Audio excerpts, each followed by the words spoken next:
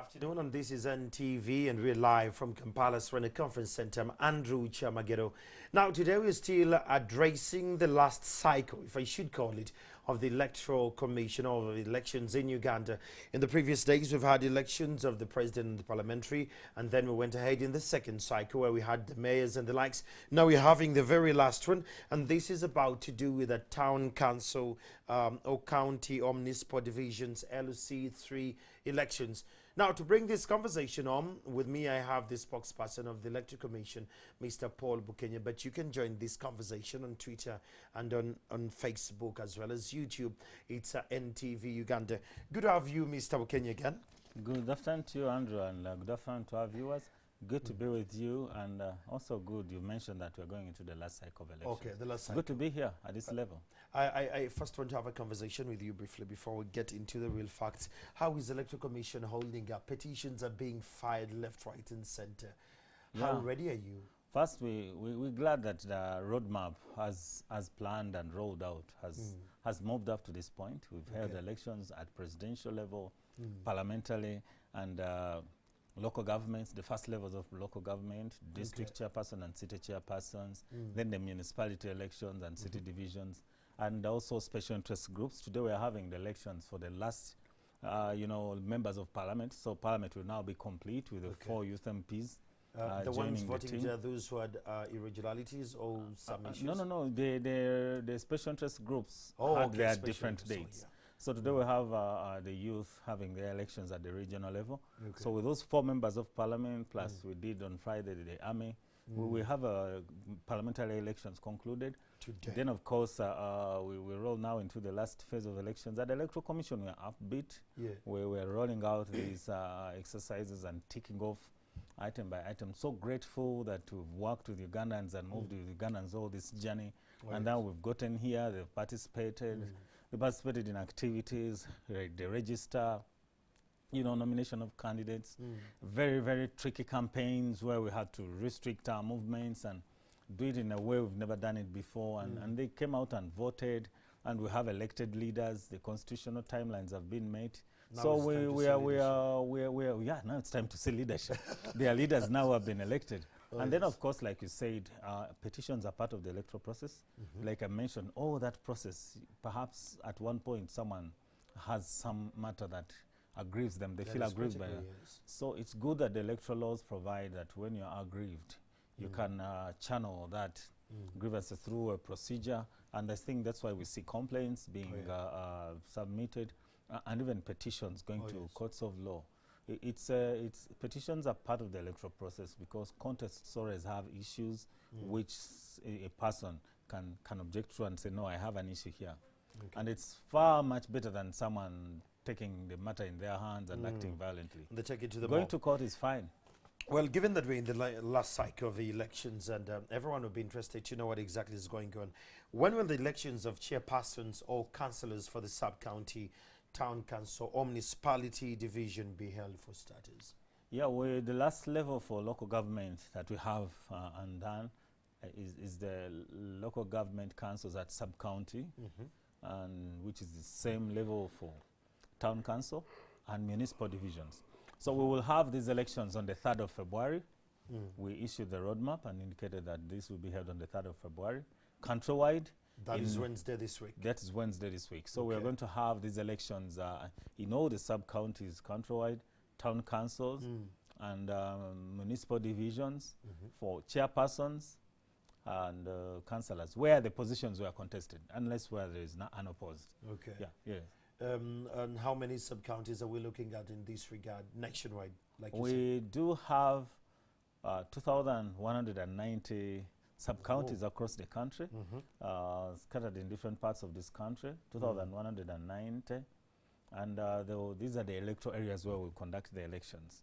So if you have a sub-county, or you will stay in a town council, or yours is a municipal division. A municipality has divisions. So you are in Nansana, there is Nansana, that's the municipality. That election was done already. But now the divisions also have their committees. That is something I wanted you to expound more. Will Kampala vote on 3rd? That is one. Then secondly, which other cities won't vote with regards to the last cycle of the elections you're headed for? Yeah, Kampala will not vote. Certainly, Kampala is a capital city. Okay. So the city has divisions, and the divisions already elected their division chairpersons and councillors. We had that election on the 25th. So Kampala, together with the 10 other cities, we're talking about Arua, Gulu, Soroti, Fort Portal, coming out of Mbarara, Masaka, Jinja City, Mbale City, they will not have elections, Hoima City, because they have city divisions.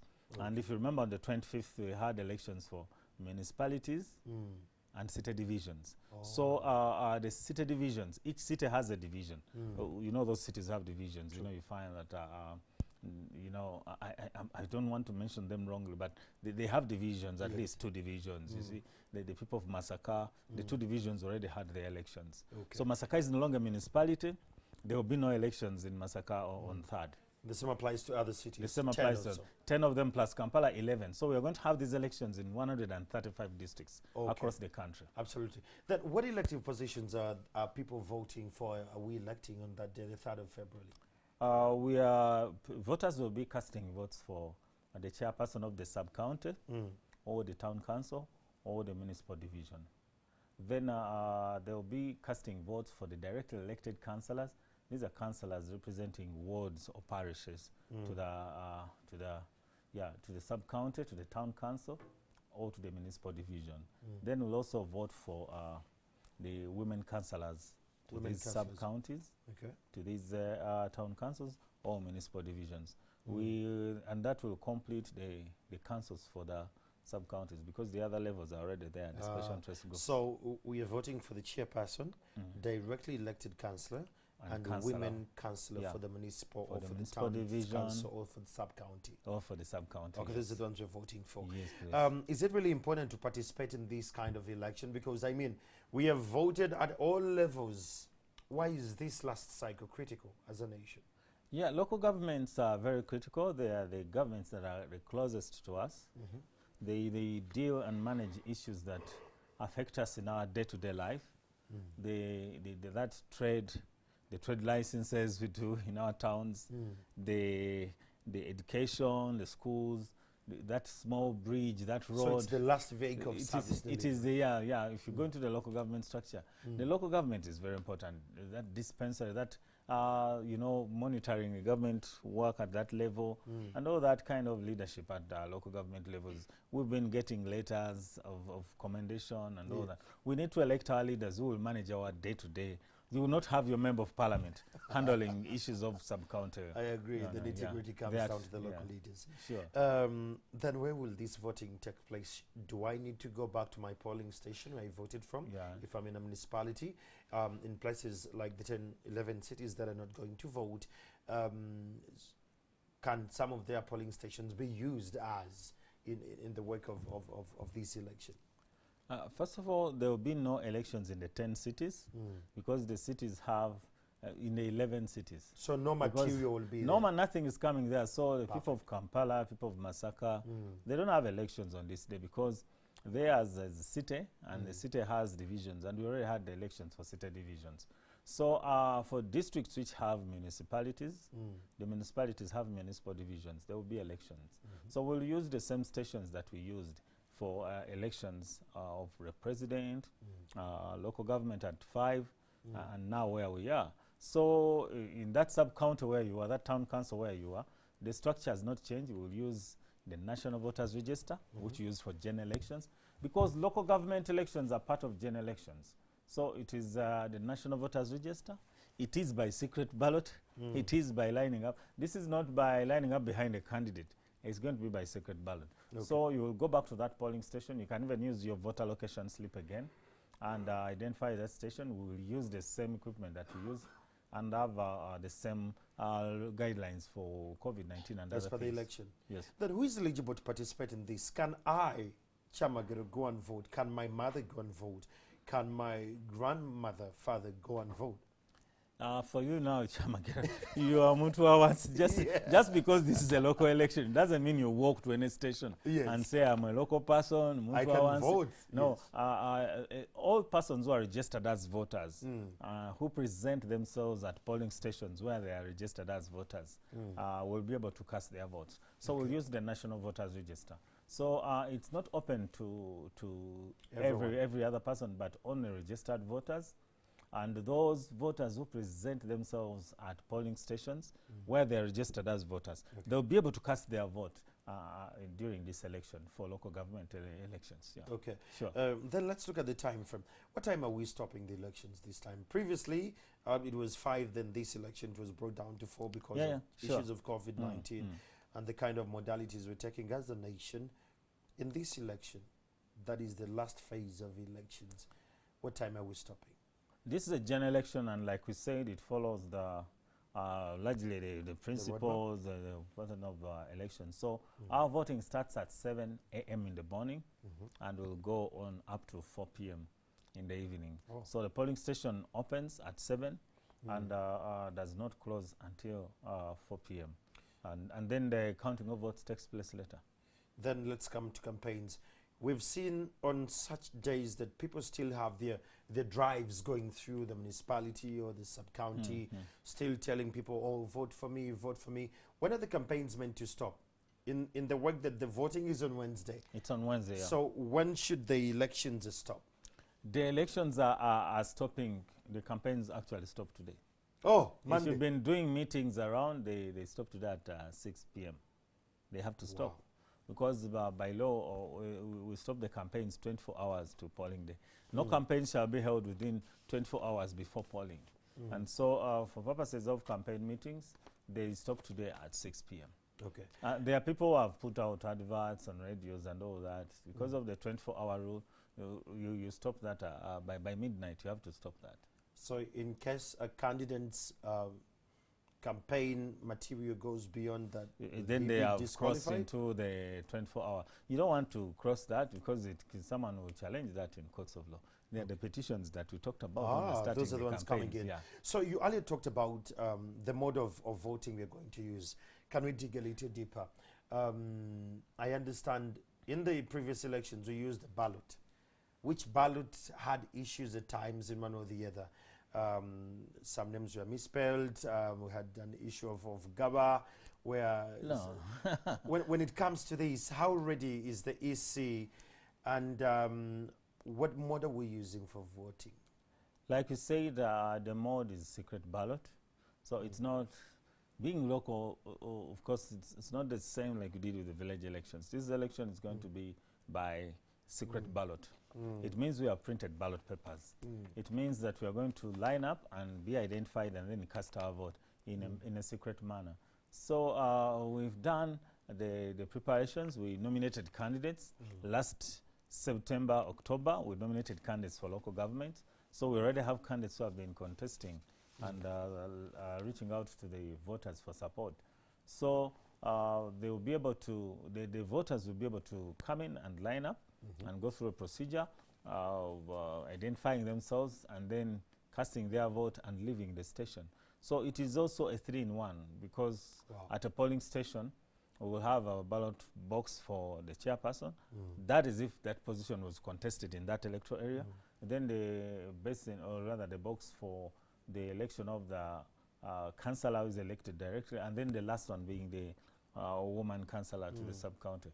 It's a 3-in-1, which we have already seen in presidential, where we had the 3 ballot Mr. boxes. Kenya, when we talk about now, when it gets to the features of the ballot paper, especially, there is a reverend who said that the EC did not print well his caller, and we've had him on news saying that he's contemplating either suing EC or something of the sort.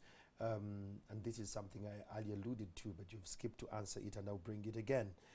How has EC learned from the previous shortcomings of the last 2 cycles to make this steadfast and very smooth? First, I think I'm wondering now how we even came to take in the photograph of a candidate with a collar. I think we don't do that. We don't allow identifying symbols and other things like that, if you've realized, especially a collar for a priest. Yeah. In that case, we do not do that for the official photo, which we put on the ballot paper. So I don't know that one. I think maybe I need to look at it and see. But we have specifications for the photograph that we ask candidates to present at nominations. We specify the the requirements that the photo should be taken in this manner, of this size, and the following features should stand out. So I think if we took someone's photo, then it must have met the specifications. And that's it. But maybe we could look at that as another and look at further at it. But for the purposes of your question which you asked, it is true that I want first of all to tell Ugandans that as Electoral Commission, when we look at the general elections that we've conducted so far, the production of ballot papers has been the level, the level of production has been so high. It has been good. Okay. In a sense, and this is what I want to do, and let me build it up quickly. For presidential elections, the ballot papers came out. They came out well and good. Parliamentary, we didn't have. Parliamentary, we had 99.9% delivery returns of the design and output of ballot papers. We had only one parliamentary constituency which had a mismatch, and we had to refer that election. So that is a very, very great reduction in terms of quality control at production. We handle hundreds of thousands of records, and we make a lot of effort. So many nights in production, design, scanning, the production.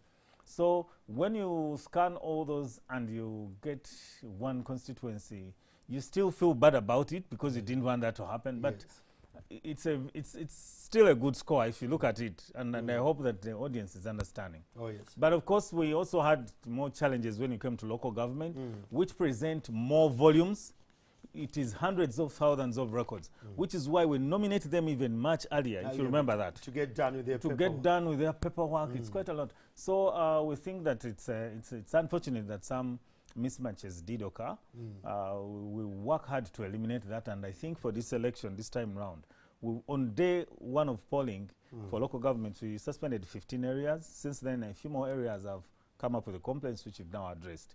But I think the level has been quite good. Okay. But there's also something that people have asked us, why don't you first check this? Yeah. One of the things that did come out well... Because you have 5 years, Mr. In our security, we established a very tight security system for production of ballot papers and declaration of results form. And this is an election that has been, to tell you frankly, Ugandans need to know that it has been a leakage-free exercise. To the point that what was coming. The ballot papers from the factory coming straight to the airport, we took them together to the warehouse, and they were unsealed, and we packed them. They were unsealed by the returning presiding officer at the polling station. The media of course, after that, some incidences which we are investigating, people sneaked out some videos that we're seeing and trying to investigate. Did they sneak out a paper and scan it and mix it up? We're trying to look at that. But as far as design, print, pack, deliver, dispatch to the field, take up to the last person. Those are the points where we are looking at for those areas where there has been allegation that the papers leaked out and all that. But this line of production went fine and well. Went fine. Mr. Kenya, what is the authorized mark while people are voting? You see, it gets confusing. Someone would tick and then put a thumb as well. Yeah. Sure. One of the things that explains why we have many invalid ballot papers or invalid votes, for that matter, is the conduct of voters. If you've seen some pictures that we see on social media, and I want people out there to take them seriously, you pick a ballot paper, and there are 2 or 3 candidates, and you introduce another symbol and another mark onto that ballot paper. That ballot paper is already gone. That's how we saw those as well. That's why we see so many ballot papers that are invalid. Yes. It is We're because going to see one of those it's because people go out there and out of excitement, I say I do not like Kenya Paul at all. I do not like him. So they go and tick Andrew Chamagero. They tick correctly. And then they come to Paul Bukenya and cancel out and write words. That's an invalid vote. Now you've already invalidated your vote. So I think we want to remind our voters out there that for purposes of election, just choose the one person you want and leave the rest. Don't poke things into their eyes and deface the ballot paper. You're already making it invalid. Because remember, we count publicly. So the authorized mark of choice is the tick or the thumbprint. Now, let's talk about that. How does the voter place his mark? There are those who just put in and they tick, and then there are those who are just going to put and they put a very big tick that equally goes beyond the designated box. Yeah, I think let's keep within the designated box. Okay. That's why we're looking at the conduct of voters on polling days is becoming a serious factor in the invalid votes. If you look at, if you go to do some research and look at the ballot papers that were declared invalid, it is really the excitement of a word. So when you go to vote, just tick Andrew Chamagero and tick within that. Leave Kenya Paul alone. Don't write their words. Don't say, don't cross, and don't calm down and say, because I think, and you say Raymond Mujoni, add this one there, let's put and you put there a symbol, and that's already invalid. You've killed the ballot paper for. I think those are things to note. Use the tick, use it, or use the thumbprint. If you are not so sure how to correctly mark, you can come with a young child, or you can ask for support to be assisted, because we allow for assistance. Okay. You can assist someone once. You can say, please come and help me out, and they come and help you to correctly mark, and we save a paper from being invalidated. Okay. Yeah. What are the features on the ballot papers for the chairperson, for starters? As my producer is trying to look for an invalid vote, so that when you go to vote for the chairpersons and the women councillors from the municipality and the sub-county, you don't make a mistake. My producer, my director, is getting me an invalid vote, how it looks, and those who drew some little, the candidates, if I should say down. Don't draw those things. Don't just draw anything on that paper. Just stick or put a thumb and move. Mr. Kenya, what are the features of the chairperson for the on the ballot box, on the ballot paper, sorry? Our viewers and the voters who are going to participate in this election will find that the ballot paper for chairperson has the features that you found, I think, in some of these elections we've had.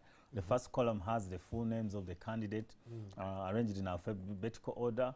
And then there is a second column which has a color photograph of the candidate.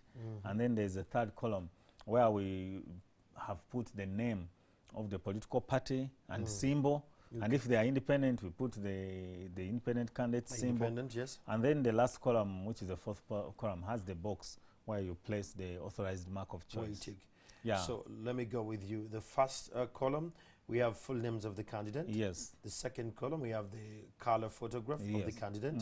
The third column, we have the party and the symbol. Yeah. Or the symbol if you're independent. Or the symbol if you're independent. And the third one is the fourth one, where you tick or you put a thumb. Yeah, sure.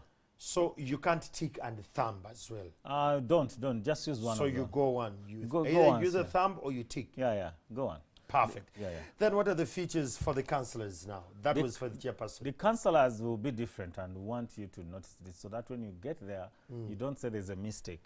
Okay. The councillors, they still have full names of the candidate, the symbol of the candidate, whether for a political party or independent candidate symbol, and then it has the name of the political party if they belong to a political party, but it does not bear the photograph of the candidate. Why? So the ballot paper for local government councillors at LC3 level, that is for sub-county, town council and municipal division, will have all the rest of the features, but it will not bear the photograph.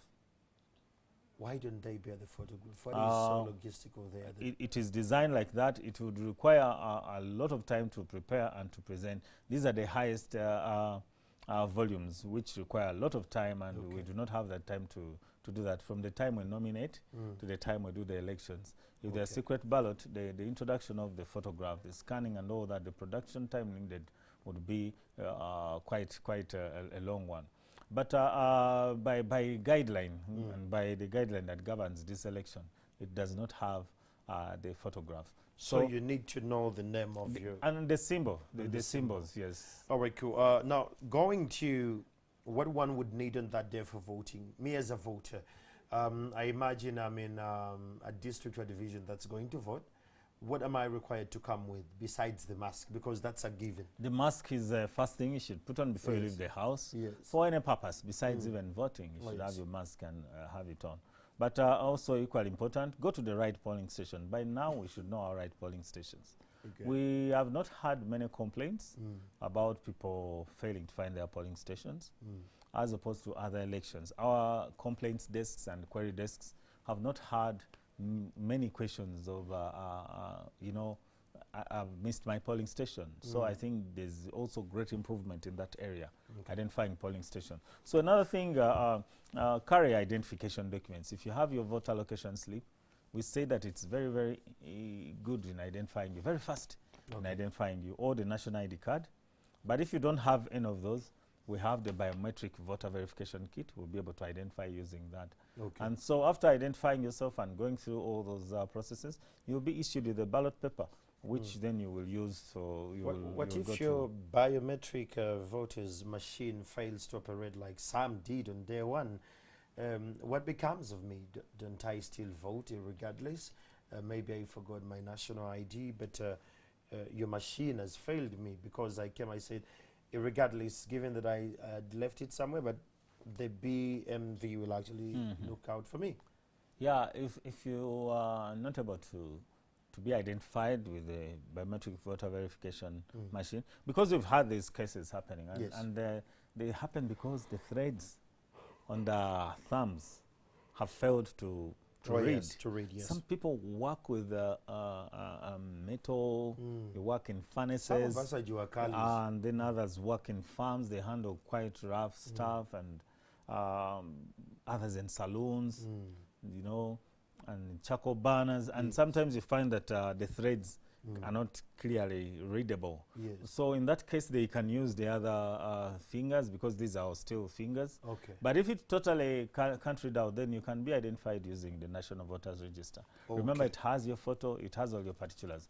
As much as possible, the officers will make effort to punch in your particulars, so that we use the biometric voter machine. You talked about the voter location slip, but Mr. Kenya, do I really need a voter location slip if I'm a voter and my biometrics already in your system, my national ID, you have my NIN number, then why do I need a voter location slip? First, it helps you to identify your polling station. And like I've told you, on all our complaints desks across the districts, on polling day from presidential, we really had a reduction in the number of inquiries about polling stations, which we think is a very good thing. So you need it for identifying you. But again, the barcode which is on your VLS helps your voter location slip, helps to quickly identify you on the machine, because it can be read. There's a quick reading system. You just flash it and it reads that code, and everything pops up. So if you have your location slip, the better. Instead of me reading your numbers, and there are 14 digits, punching them in, or other. It's tedious. I think it is better that way. But like we said, if you do not have it, you will still be identified using the voters register. So if I have the voter slip, but I don't have a national ID, do I really need a national ID to be, to vote? Well, a national ID, like we say, it also has identifying. It helps you to identify. First, it identifies you as a citizen. True. So we believe that you definitely, when you have the national ID, perhaps you also included your area where you want to vote from, and we captured you. But if you do have it, it also helps us. It has your numbers, it has your face. It's very good to introduce you at the polling station. And we can use those particulars to enter your details into the biometric voter verification machine as well. So it's a good layer of identification. And if it is not there, we certainly will use our National Voters Register. Because some people do not have a national ID for whatever reason. Okay, it is 30 minutes past 4 p.m. and we're still live from Kampala Serena Conference Center. We're still having a conversation about the very last cycle or phase of elections. Some of you, I understand, you have questions to the Electoral Commission with regards to this kind of election, or you have very burning questions. You could just not wait to have Mr. Paul Bukenya here. The number on the screen is the number you're going to call.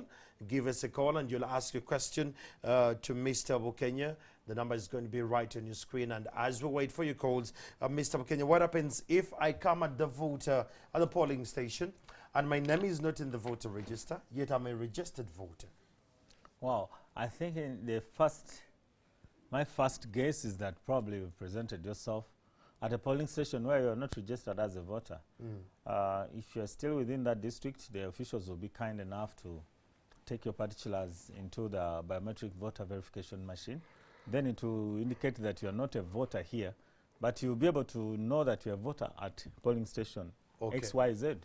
So if you do not find your names in that register, the chances are that you've presented yourself at a polling station where you are not registered, the wrong polling station. But you can be assisted by our staff to identify the right polling station. In case I don't want that kind of embarrassment and I just don't want to come to a polling station today, is there a digital way I can check for my polling station if my name is in the register or not? Yeah, we have our internet. Yes. Our website has a register uploaded, and you can enter in your particulars and know your polling station. So our website is www.ec.or.ug. And we know that many Ugandans have actually accessed it and downloaded their particulars. Just to be we can see the number of hits that came in, and it's quite high, which is very good. Yeah. But we saw that because not everyone can go to the website. Oh, yes. You can still, that's why we issued the voter allocation slip. Maybe between now and then you can make effort really to know where you vote from. By now, people should know where they vote from. Okay. Let's talk about the COVID-19. Are we still going to maintain the COVID-19? In some places, Mr. Bukenya, for your information, people were, back to back. It was not about social distancing at all. In some places, there were no washing hand centers or points, like you earlier alluded in your earlier conversation that we're going to have ABCD. These at some polling station, when they're especially in the second phase of elections, coming to the last phase of election. How are we going to go about that? First, of course, COVID is still with us. It's still a present danger, and we need to keep ourselves safe from COVID-19. By the first thing you say, that getting out of the house, first put on a mask. Sure, then when you come to the station, follow the procedures that are designed to and put in place to keep us all safe participants. Okay, Mr. Bukenya, just briefly, we have a caller. We had a caller from Rukunjiri. That was Godfrey. Please, if you're going to call, the number is on the screen. If you have questions for Mr. Bukenya, I think we should. Okay, let me have one. Hello. Hello. Yes, what's your name? Francis. Francis, you're calling from? Francis, reduce on your TV and then you ask your question. Huh? Reduce on your TV volume and then you can ask your question. Yes, Francis. Yes. What's your question, Francis?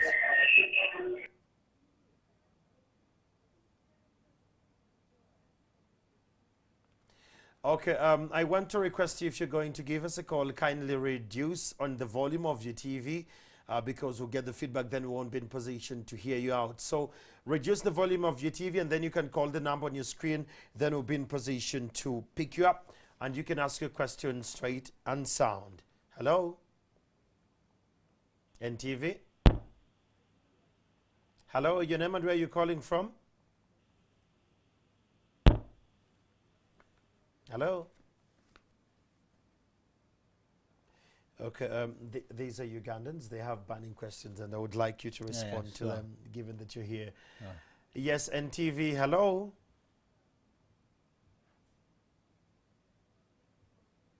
Okay, we'll get to that a little later. So you're still explaining about the operational procedures.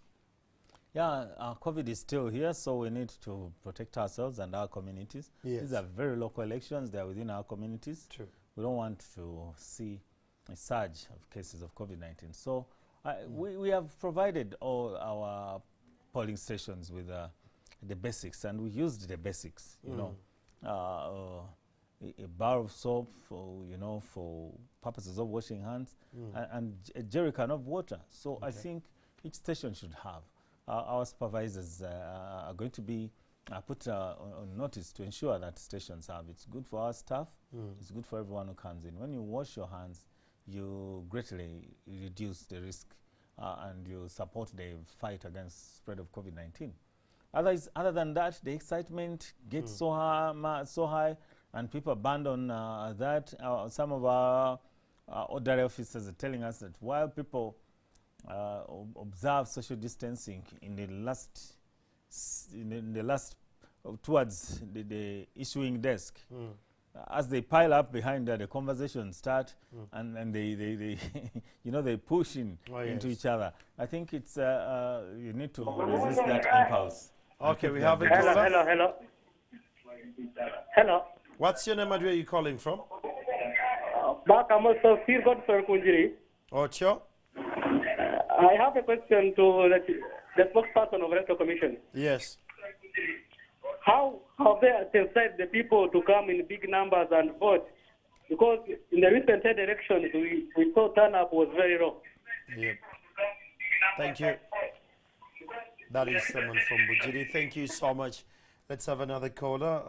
We're picking up a few callers for purposes of feedback from you. You're the citizens and you're practicing in this. Hello? Hello?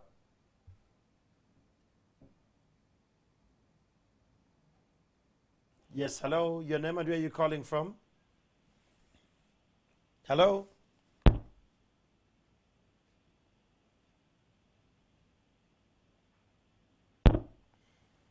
Okay, the network is back and forth. Someone from Bujiri asked something about sensitization. How is EC doing the sensitization besides the talk here? Are your vans, the caravans, going through the municipal divisions and the likes? Yeah, well, the caller from Bujiri raised any important issues. We are, of course, concerned that when you organize elections, like, we want you to turn up and vote. We've organized for you. So we call upon the voters to turn up and exercise their right to vote for their local leaders. But of course, as one way of ensuring high turn-up, we've reached out through messages. Polling day is on such and such a day. Please turn up in numbers and vote through the media. But also urging the political parties also to mobilize. They have their supporters. They have been campaigning. These are people who nominated them. And we're asking them to be part of this, to mobilize their supporters to come and vote for them. Okay. Because it's very important. Okay, we have another caller. NTV, good afternoon. This is John from Lugoa. Yes, John. I'm asking Mr. Paul. Is Mr. Paul is a Ugandan? Yes. Maybe he's a Kenyan.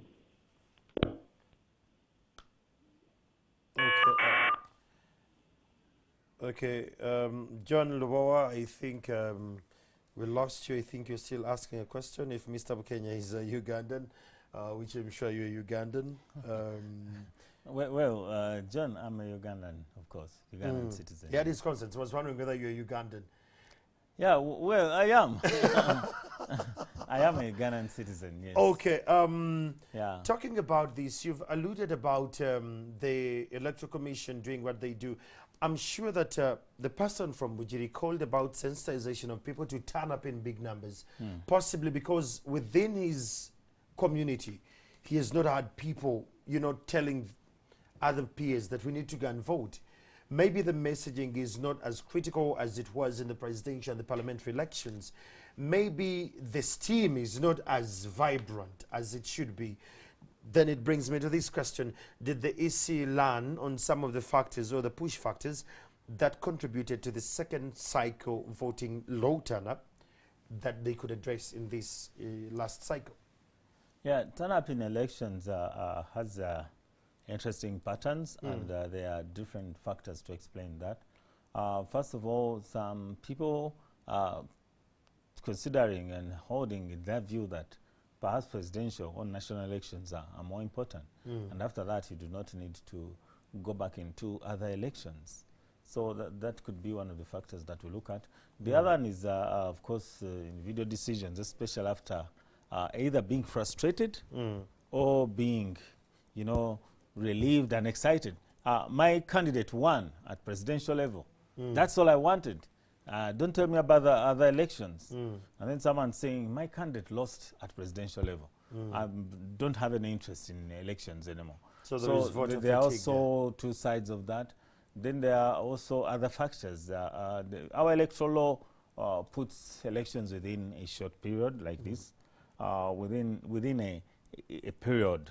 We can't hold, elections are held within the first 30 days, the last 21 days, and of the term of office. So if you look at that, we must organize elections within this period. We started on 11th. So perhaps someone says, oh, I've gotten tired of elections.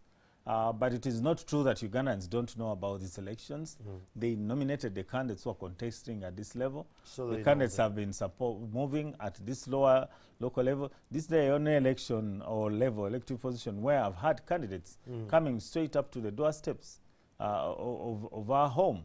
Because for the parliamentary, I didn't even get to see that. But for local council 3, someone knocking saying, you know, I am from your community, I want to be your councillor to the sub-county. I've had that. So I think people know, but also the fact that perhaps a day is not granted as a public holiday could be a factor. But COVID was also real. Did people travel the same way they used to travel in the other cases? We know that from previous elections, people would travel in very high numbers up country to vote. Did they all go? They had the issues and challenges and didn't go because of COVID-19. So there could be so many factors. We are receiving now the results and finalizing the stats, and they will help us to understand this. And we will certainly investigate that, do research more, and also come up with other proposals for the next electoral cycle. Okay.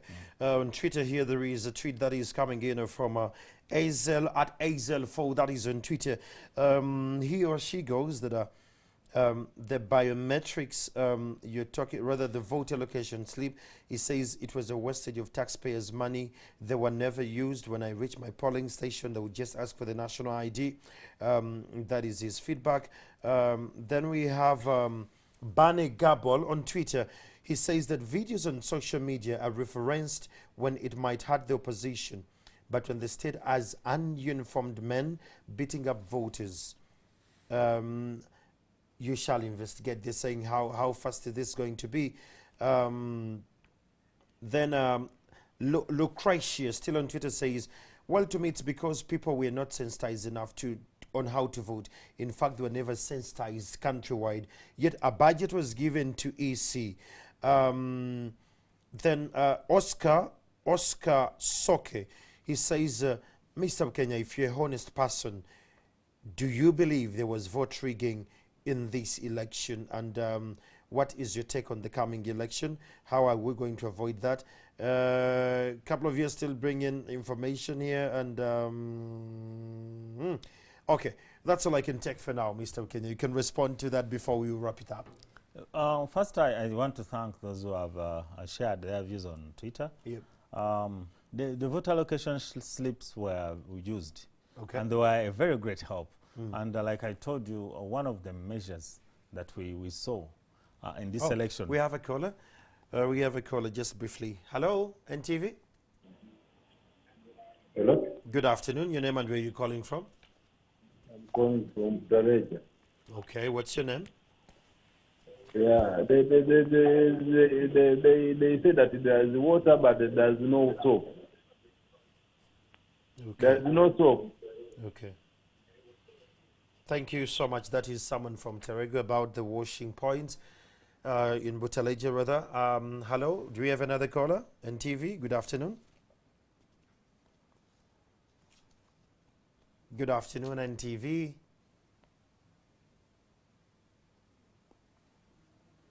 Good afternoon, NTV. Hello. Yes, your name and where are you calling from? I'm calling from Ontario. Yes. Thanks for the program. Now, what I would I want to ask Mr. Bukeke. They have said for the coming election that there is no, they are not going to include the photograph of the candidate. Now, in case the candidate, there are two candidates, but they have the same symbol. For example, they have an umbrella or any symbol. Okay. And the place is in some rural places where people are not so educated, you know, not mind about reading the name. Is it not going to affect the candidate in any other way? Okay. Thank you so much. I think I can take one more last caller because of time, and then Mr. Bukenya can respond to these. NTV, good afternoon. Good afternoon. Hello? Yes, good afternoon. I'm calling from Kabong. You're calling from Kabong. Your name? Kabong. Yeah, actually. Yes? This is Juma Hamza. Juma Hamza, okay, your question. Yes.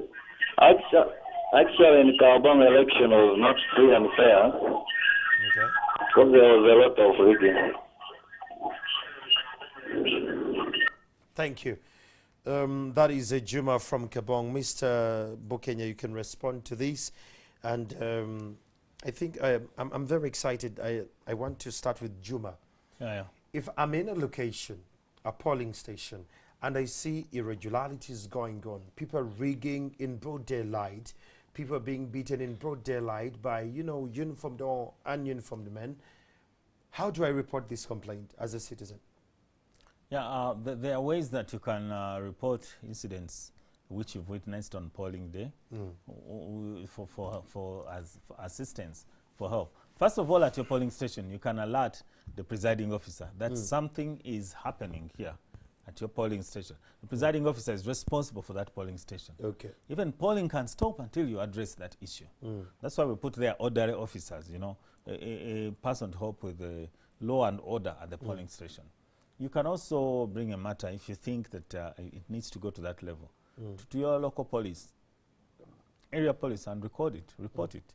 But we do put up telephone numbers in each district, and I know that the districts will be putting out this message. Mr. Kenya, how fast does EC track these cases of irregularities?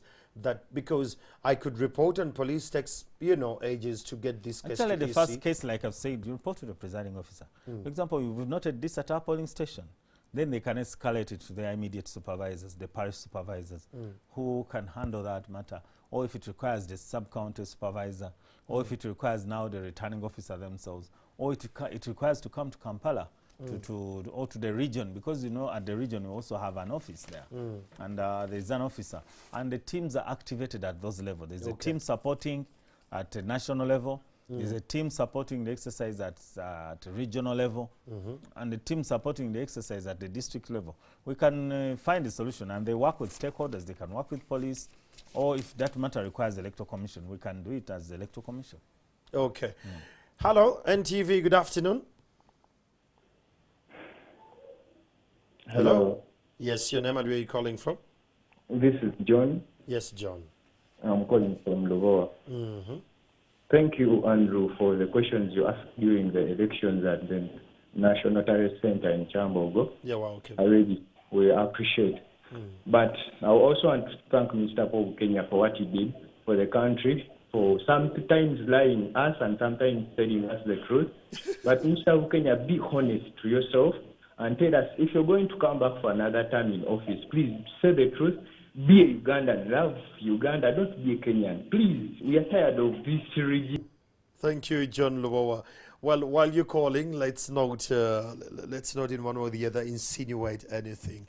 That was John from Lubowa. John, thank you so much for your call. We really appreciate you so much.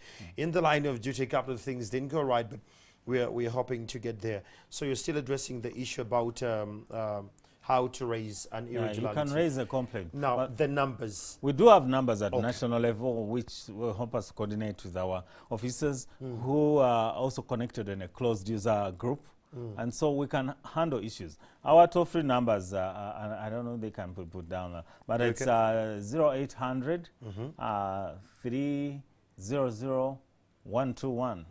So it is 0800 300 121. 121. And then you can also do the same number 122, 123, and 125. With the same other 0800 300 121, 122, 123, and 125. And they're toll free. If you raise a question or an issue, it can be attended to. Yes, there were questions here. Yep. I don't know if you want someone in Butali just said that yes, at some polling stations there are water points for washing hands, but there is no soap. And in your budget, soap was allocated. What happened to the soap? Our officers are facilitated too, because a bar of soap, you know, those until you chop it into. Yes. Yeah, we plan for that. One, or white white style. Yes. I don't want you to say I'm promoting a particular. But yes, we provided for that, and I think it should be there. But we also got reports. And, you know, these are, they may sound funny, but these are reports. Yes. That, yes, I put up a water station, a hygiene station, like we call it, with 2 jerry cans of water, which we were filling at intervals. And then the bar of soap was taken by the people. Well, by the time we came in, the bar of soap had been taken. So we sent in another piece. And so these are also things that we've gotten as, I think let's take this seriously. Leave the soap. It's good for the community. Okay. It's just a small piece of soap. Leave it there. So, countrymen, don't take the soap. Please leave the soap at the polling station where you've gone. Yeah. Don't run with it. But I won't go into that. But there is something it's reflecting to us as people. Yeah. Then someone in Entebbe said, some of these elections, the photograph of the candidate won't be there. And in some areas, possibly they could have the same name. Chimbugwe Ronald. And there is another Chimbugwe Ronald. They are in the same location. They are from the different parties. But their pictures are not on the ballot. Can this confuse the people? Basically, to put it plainly, identifying candidates for councillor election is by symbols. So if you are to do that, if you to go straight to that how to identify your LC1 councillor is by symbol. Of course, there will be the name and the party. Or if they are independent, it will be clear that they are independent. And then the identifying feature is the symbol, because symbols in electoral laws can be used to identify a political party and a candidate for that matter, which is why we are very strict during registration of parties about symbols. You know, that's been a conversation, because they can represent a person. So please, I think we do not have a situation where we have 2 symbols assigned to the same candidate. But where, as during the production and design, we got some issue like that coming up in very greatly isolated cases. Those are some of the elections where we stopped the exercise. We do not expect that to happen. We allocated every candidate their symbol, even if you have names that are similar. Okay. Mr. Mkenya, what's your last word to Ugandans as we head to the last phase of election? I'm sure this is the last time we're seeing you here. And the next time we'll be seeing you here, it will be you to answer about petitions and the likes. Well, I know we're going to continue the conversation on Twitter, because there are some questions that came in on Twitter. I'm going to be responding to that. Guess we'll be tagged in. Yes, you're already tagged in. Yeah, so and then our last word is to appeal to voters to come in and participate in this election. It is the closest election to us. It is very, very important. It is your right. It's your freedom. Exercise your right. Voting our leaders is one of the freedoms we enjoy under the Constitution. So let's go out and exercise that right and vote for our local leaders. They are very important. Certain issues definitely will not be handled at the highest level. They will be handled within our communities. And these are the leaders who will organize our trading centers, our town centers, town councils, our trading facilities, the markets we put up. These are the local leaders that we want to elect. Let's go and vote them, and let's turn up in high numbers, but also keep the SOPs, because like we've been telling you, elections are coming to an end. There's life after elections. Okay. Yes. Well, thank you so much. That is Mr. Paul Bukenya, the spokesperson of the Uganda Electoral Commission, and we're in the last phase of the election, that is LC3 elections. So please note, we're electing the chairperson, directly elected councillor and women councillor for municipality division, town council, and the sub-county. Please go and vote. Go with your location election slip, location slip. Go with it. Go with your national ID. Go with your face mask. And above all, make sure that you sanitize before you go to vote. Last and not least, you didn't answer this though. Do they stay around the polling station to wait until when their votes are counted? Like we said, as part of the operations procedures, COVID-19 guidelines still apply. We do not encourage large gatherings. You can go back and come back at the counting, yes. Okay. Thank you so much. That is the conversation. Those on Twitter and the other platforms, thank you so much for being a part of this conversation. You and I need to leave. Petitions have started. Today happens to be one of the day where the NUP candidate went and petitioned. He's saying that the reports are coming in from the Electoral Commission. He's refuting it, and the law mandates them to go that way. Like Mr. Kenya said, those and more are actually coming through, but it's part of the process. I'm Andrew Chamagero. Have a lovely afternoon.